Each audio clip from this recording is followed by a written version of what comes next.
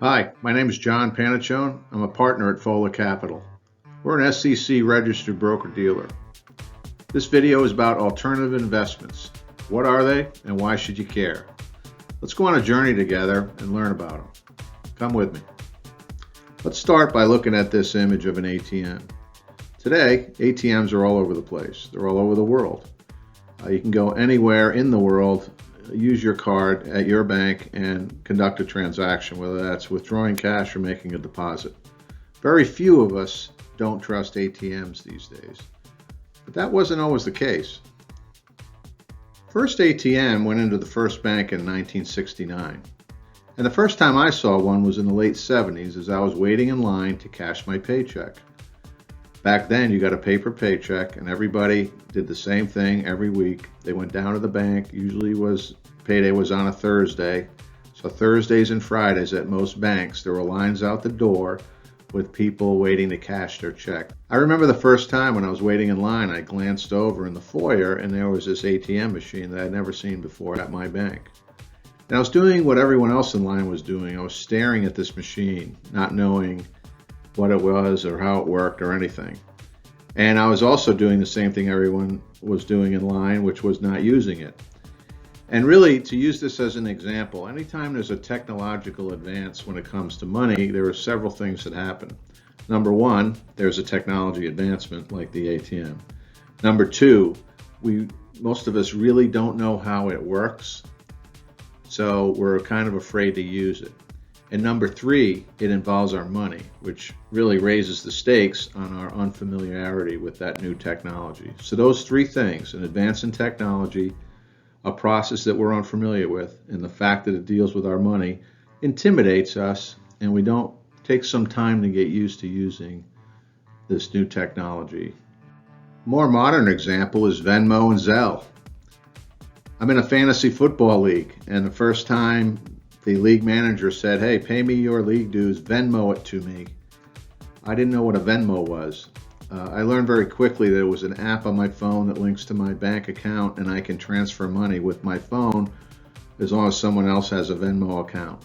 I was intimidated by it at first. I really didn't want to put my bank information in this app that I was unfamiliar with.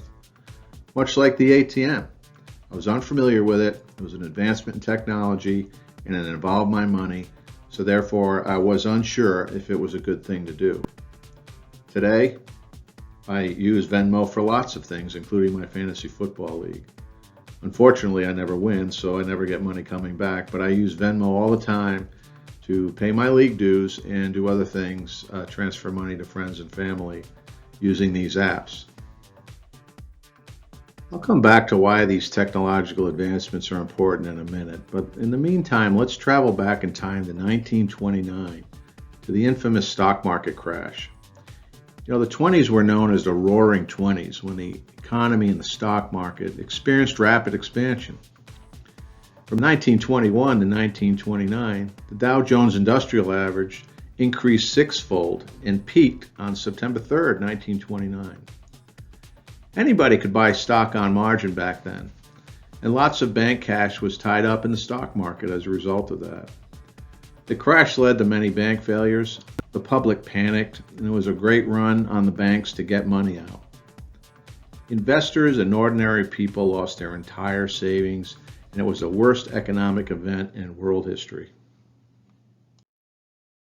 The crash of 1929 led to the creation of the Securities Act of 1933 and the Securities Exchange Act in 1934.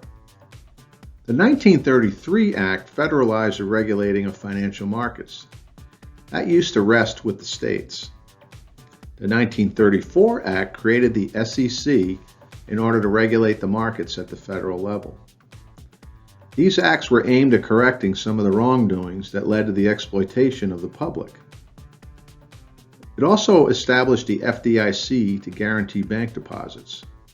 There's been over a dozen amendments since. But there was this section 4.2 provided for in the 1933 Act that provided for something called exempt offerings, which were, quote, transactions by an issuer not involving a public offering. Another quote, to permit an issuer to make a specific or isolated sale of its securities to a particular person. These exemptions were not available for sales, quote, made generally to the public, unquote. Back then, there wasn't much in the way of technology either. The exchanges were a physical location using mostly human beings to trade stocks manually. Technology has transformed how the stock exchange works for sure in two significant steps. The first transformational leap was that by the 1980s, computers had replaced what was known at the time as the pit. The second great leap was the internet, and we'll get to that in a minute. It took 25 years before the Dow Jones Industrial Average returned to pre-Depression levels by the mid-1950s. Many Americans suffered through the Great Depression in the 30s. Over these 3 decades, this experience changed the fabric of our American beliefs. We believed that we need to keep our money safe. And by investing in the public markets where there's now government regulation and full disclosure required, we regained our trust in the public markets. And secondly, because of now the FDIC insuring our bank accounts, we felt better about putting our money back into the banks because they were insured by the government. These two things still exist today. Also during these years, the American belief was to get a good education, which leads to getting a good job, to buy a reliable vehicle, to get to that job, buy a home, and save for retirement. There were a series of rule enhancements that started in the 70s and 80s that frankly had unintended consequences. In 1974, the rules were modified. Rule 146 was established to further clarify what qualifies as an exempt offering, stemming from the original language in that section 4.2, which was part of the original act in 1933. In 1978, the SEC defined an accredited investor, the term accredited investor, which basically is a rich person at the time, at least a millionaire. By 1982, enhancements to the rules defined and established what's called Reg D, private placement offerings.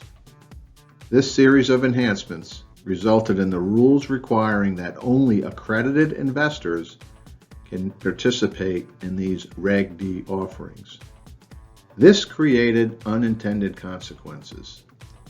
This split Americans into two groups: accredited investors who can participate in private placements, and everyone else who can only participate in the public markets. Private placement offerings began to grow rapidly since. More recently, as this graph depicts, since 2017, for the first time, more money has been raised through exempt offerings than registered offerings. Remember, only accredited investors can invest in Reg D offerings, with a few exceptions. But get this, over 99% of the businesses in this country are private and not public on the exchange. And these companies are funded largely through exempt offerings. Yet only 11% of U.S. households are accredited investors or meet the definition of accredited investors. But get this, that 11% of U.S. households control 76% of the wealth in this country. Conversations in these households are very different than non-accredited households. These are great Americans. Just because you have money doesn't make you a bad person. But the conversations are different. Over the past 50 years since these changes that started in the 70s took place, these accredited investors and their families invested in things that only they can invest in. Active accredited investors are referred to as angel investors. Passive accredited investors invest their money in venture capital and private equity funds that are raised from groups of accredited investors and then are invested in private companies on their behalf by those that manage those funds. Conversations in these families are about starting businesses, investing in private businesses, and investing in venture funds. So these rule changes that have driven how we can invest or can invest have led to unintended consequences. Today, we have two different classes of Americans that think differently about money. This graphic shows net worth. First two rows are $10,000 in family net worth and $100,000 in family net worth. And as you can see by the graphic, most of the net worth of Americans are tied up in their primary residence, the value of their vehicles, and whatever retirement or pension fund they've been able to accumulate. However, as net worth increases past $1 million, that third row is the accredited investor threshold. You can see how the net worth profile changes dramatically. Business interests, the dark blue, becomes the most heavily weighted aspect of the growth in net worth with affluent families. But remember, the 1933 Act limited who can participate in investing in private interests, business interests. What's interesting is the government never said that we can't invest in real estate, and lots of non-accredited investors or families, it's very common that people buy apartment complexes or apartment homes and get rental income from real estate that they can invest in. The government never said we can't do that. But in 1933, the government said that only accredited investors can invest in private businesses or in those exemptions that I talked about. More recently, in 2008, banks almost failed again for different reasons. We had another financial crisis on our hands. This led to the Dodd-Frank laws that now added more regulations to the banking industry and therefore tighter restrictions on banks and lending. But we also had this thing called the internet that started to scale to what it is today in the 90s. Much like the crash of 1929 led to the federal regulations that I discussed around the Securities Act of 1933, the 2008 economic crisis, which wasn't as bad as the crash of 29, but nonetheless it was very disruptive, led to the 2012 Jobs Act. The Jobs Act stands for Jumpstart Our Business Startups Act. And it created a new kind of private placement called Regulation CF. It stands for crowdfunding. This was possible now because of how technology and the internet provides the reach and the transparency of information investors need to make a decision. In order to conduct an offering under Regulation CF, you must use an SEC FINRA-approved internet platform or use a registered broker-dealer to do it. The internet has proven to be the second major technological leap forward, building upon what computerization that made human traders on the stock floor obsolete. Companies that want to raise money this way still have to conform to the Securities Act rules regarding disclosure of information. But for the first time since 1933, except for a couple of exceptions, anyone can now invest in a private business. And remember, over 99% of businesses in America are not public companies, they are private. The rules around regulation crowdfunding weren't put in place by the SEC until late 2016. So we saw the first offerings really emerge in 2017. And as you can see, there's been a lot of growth since. In 2021, over $500 million was raised under Regulation CF by private companies across this country. That was 2.5 times what it was in 2020. The internet has really enabled a new way of researching companies on one hand, and it allowed the SEC to oversee and regulate the transactions and raises that occur under Reg CF because of the internet. So let's go back to the story of the ATM. But much like the ATM in the 70s, Reg CF is something we're not familiar with. We don't know how it works. It involves technology, and because it involves our money, we're afraid to participate. We don't feel safe about it yet. And that's okay, folks. It's not going away.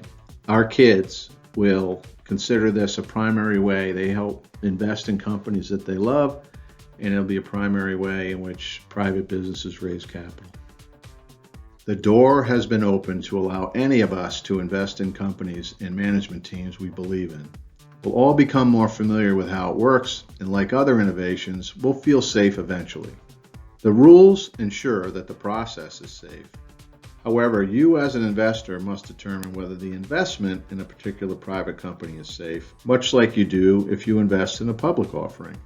So just stop, take a deep breath, and look at what's out there starting today. Let me offer you a simple framework for evaluating these types of investment opportunities. We call this the 4M model, and it's real simple. So if you're taking a look at a private company and you're considering investing, most people go through these 4 things in their minds when they consider that investment. The first one is market. Do you believe that the product or service that the company offers truly has a market? Oftentimes, this is represented by the fact that they might already have sold some product and have revenue to show for it. Or if it's a pure startup, it's their argument for whether or not that there really is a market there or not based on the market research that they share with you. The second one is mission. What is the why of the business? Does the business itself do something for its community and the world that is truly something that ought to be supported, in your opinion? The third one is the management team. Now, this is where you're kind of betting on the jockey, not the horse. Is the management team experienced? Are they well-rounded? Do they have skills that are required to execute a business plan? The fourth, last but not least, is the potential return on investment. What's the financial offering that is being offered? Sometimes it's debt that's being offered. You can fund debt as an investor, or sometimes equity or ownership is offered. So it differs from offering to offering. But we have to evaluate what's the potential return on my investment in this company. So with regulation crowdfunding, oftentimes investors kind of conduct a weighted average view of these 4 variables and decide for themselves if the company that is providing this opportunity is worthy of an investment. Thanks for your time today. Hopefully you learned a thing or two about history and alternative investments that you didn't know before you saw this video. Hey, email us at the email below or check us out on folacapital.com and learn more about alternative investments, and check out the issuers on our platform that are offering investment opportunities in their companies. Have a great day.